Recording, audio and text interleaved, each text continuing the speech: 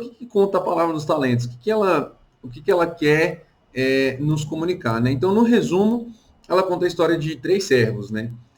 De um senhor, e nessa história, né, Jesus contando essa história, o Senhor, nada mais, nada menos, é Deus, né? Então, esses três servos, você pode interpretar que eles podem ser qualquer um de nós, tá? E cada um desses servos, eles recebem uma quantidade bem honesta de talento. Talento era o dinheiro da época, né? Representava aí mais ou menos uns 30 quilos de ouro. Mas isso não vem ao caso, né? Pode ser uma boa quantidade de dinheiro, né? E cada um desses servos recebe essa quantidade desses talentos, né? Para enquanto o senhor vai viajar. E aí esses servos eles recebem esse dinheiro e os dois desses servos conseguem multiplicar o dinheiro desse senhor, né? E quando o senhor volta, ele agracia esses servos que conseguiram multiplicar o dinheiro, né? E vem participar do banquete com ele. E um dos servos, dos três, né, ele fica com medo do Senhor, porque ele acha que o Senhor é severo, né? E apesar da parábola não mencionar nada sobre isso, apesar do Senhor confirmar isso no final da palavra, mas ele acha que o Senhor é severo e que o Senhor vai punir ele de alguma maneira. O que ele faz? Ele pega esse dinheiro, esse talento e enterra, né? Então ele fica com medinho, basicamente, né? Ele vai lá, pega o talento, enterra em algum lugar. E aí, o que acontece? Né? Quando o Senhor volta e os dois outros servos conseguiram multiplicar, né, os talentos desse senhor, que é Deus, né? O outro que enterrou, o senhor vira para ele e fala, servo mau e servo preguiçoso, né?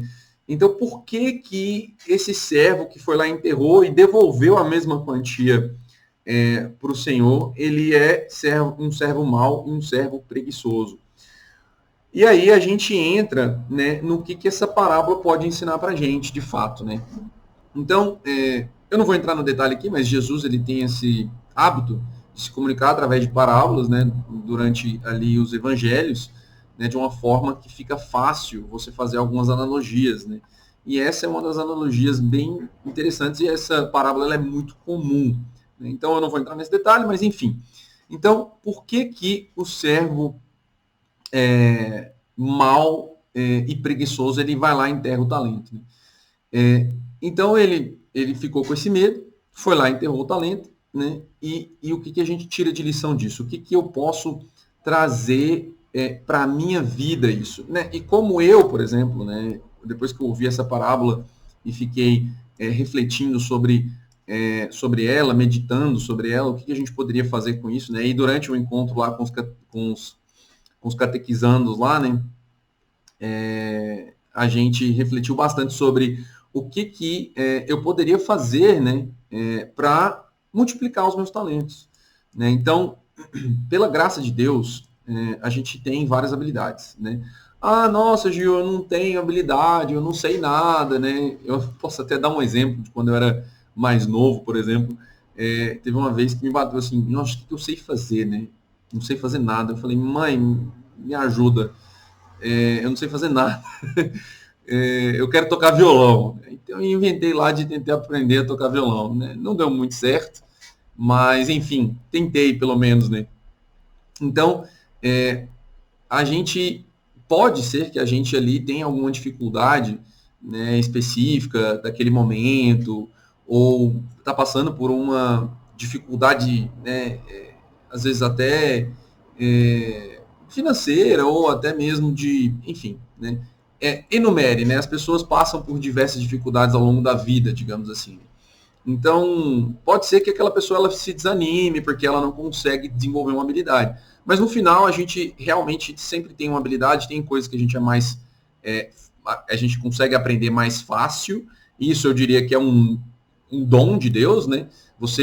Se você consegue aprender alguma habilidade em uma semana, por exemplo, né, e outra pessoa vai levar um mês, ou seja, você tem uma facilidade para poder lidar com o aprendizado daquela determinada habilidade. Eu vou dar um exemplo. Na época que eu estava na faculdade, por exemplo, eu tinha muita facilidade com cálculo, né?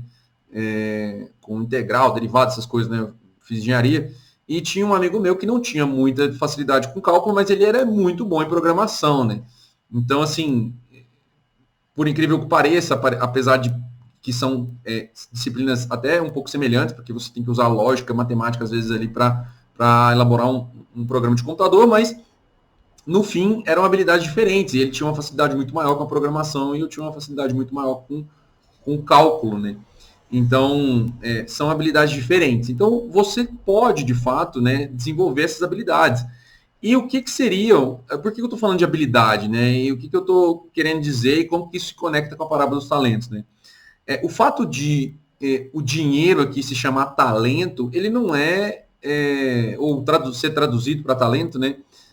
Até não nem parece uma coincidência, né? Eu não vou entrar aqui em mérito de tradução bíblica, essas coisas, que nem é a ideia, tá? Mas, basicamente, o talento realmente pode ser traduzido aqui como habilidades boas que você faz para multiplicar para as outras pessoas, né?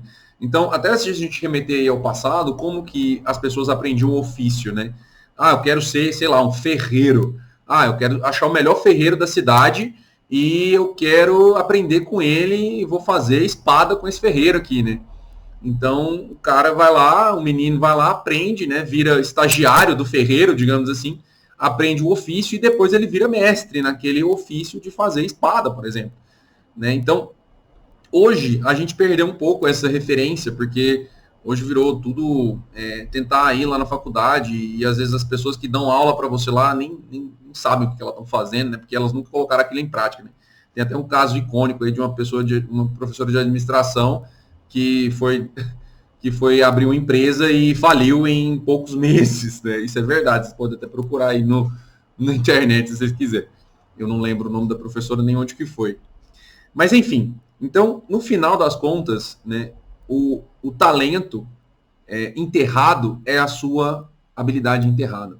O talento enterrado é aquilo que você poderia multiplicar para as outras pessoas, aquilo que você poderia usar para levar até luz para as outras pessoas. Na verdade, até não, né? Pela graça de Deus, é justamente isso. Você vai levar aquela sua habilidade para as outras pessoas, seja na forma de ensinamento. Vamos supor que você é bom em oratória, você vai ensinar oratória para as pessoas. Ou vamos supor que você é bom em matemática, você vai ensinar matemática para as outras pessoas. Ou não, você vai trabalhar, sei lá, no banco, né? E você é habilidoso nos números ali. Ou se você é bom em programação, você vai fazer uma planilha para automatizar as coisas. Ou um programa lá, vai usar Python para automatizar as coisas. Enfim, você tem que multiplicar as suas habilidades. Você tem que não só aumentar as suas habilidades, mas você precisa multiplicá-las, né? Você tem que espalhar isso e de uma forma que você consiga impactar outras pessoas, você consiga trazer um, um ensinamento para aquelas pessoas e um direcionamento para aquelas pessoas. Então, isso foi muito interessante no encontro que eu fiz lá com os jovens, né? Catequizandos, porque são pessoas novas ali, de 16, 15 anos, e que o que elas estão fazendo hoje vão refletir nas pessoas que elas serão com 25 anos, né? E a gente, acho que, principalmente aí a minha geração, eu acho que ela se esqueceu disso, né? E assim, não cabe a mim entrar nesse detalhe, eu não quero criticar gerações, mas eu acho que nesse ponto principal, quando a gente olha para os nossos talentos, né, lá com, seja, não precisa limitar a idade, mas como eu estava falando para um público mais novo, né, eu estava trazendo para eles justamente essa situação onde eu preciso multiplicar as minhas habilidades, eu preciso treinar as minhas habilidades, né? Aquela frase que o pessoal traz, né, que o talentoso preguiçoso, ele é facilmente superado pelo disciplinado persistente, né? Então, o disciplinado persistente, ele vai sempre superar o talentoso preguiçoso, porque o talentoso, ele já tem uma facilidade em aprender as coisas e às vezes ele deixa as coisas seguirem a vida, seguirem o rumo, digamos assim, né? E aquilo ali vai só passando o tempo e no final ele não vai conseguir conquistar nada, né? Então, à medida que você desenvolve as suas habilidades ali a partir do treino, você pode e deve ensinar isso para as outras pessoas. Você deve compartilhar esse conhecimento, né? Você deve criar maneiras de poder atingir essas pessoas de uma forma mais intensa, digamos assim, né?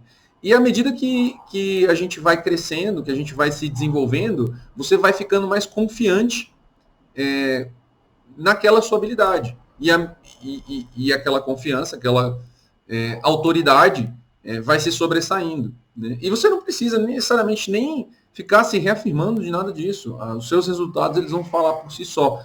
E claro, né, ninguém vai esquecer da jornada que você teve ali para chegar até onde você chegou. Então, essa é a aplicação que a gente faz no dia a dia da parábola dos talentos, né? Você não ser um servo mau e preguiçoso, você realmente utilizar os seus talentos, as suas habilidades em prol do seu desenvolvimento e das pessoas à sua volta, né?